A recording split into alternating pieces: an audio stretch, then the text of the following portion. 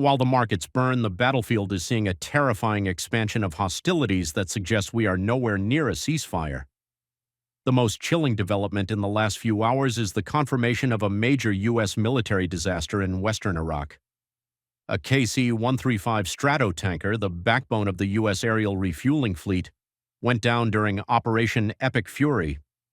The U.S. Central Command has officially confirmed that 4 American service members were killed in the crash, with 2 others still missing. This tragedy has shifted the mood in Washington from strategic strikes to a more personal and aggressive retaliatory stance. Adding to the chaos, the new leadership in Tehran is not backing down. Mojtaba Khamenei, the recently appointed Supreme Leader, has successfully mobilized a massive drone campaign that is stretching regional defenses to their breaking point.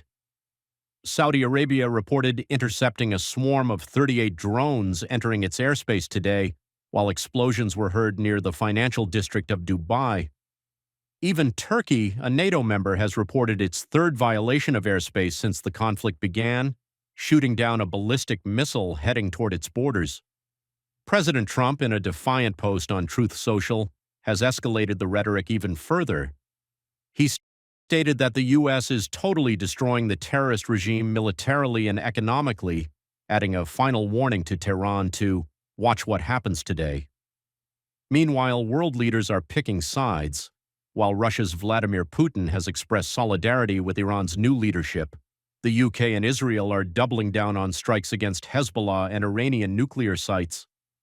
The human cost is also mounting, with a French soldier confirmed killed and millions of civilians displaced.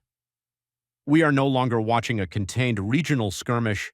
We are watching the total destabilization of the Middle East, with every major global power being pulled into the vacuum. Supply chains are breaking, a hereditary dynasty has taken over Tehran, and the price of energy is becoming a weapon of war. We are no longer watching a regional skirmish. This is a battle for the future of the global order. What do you think happens when oil hits $200? Is there any way back from the brink? Let me know your thoughts in the comments below.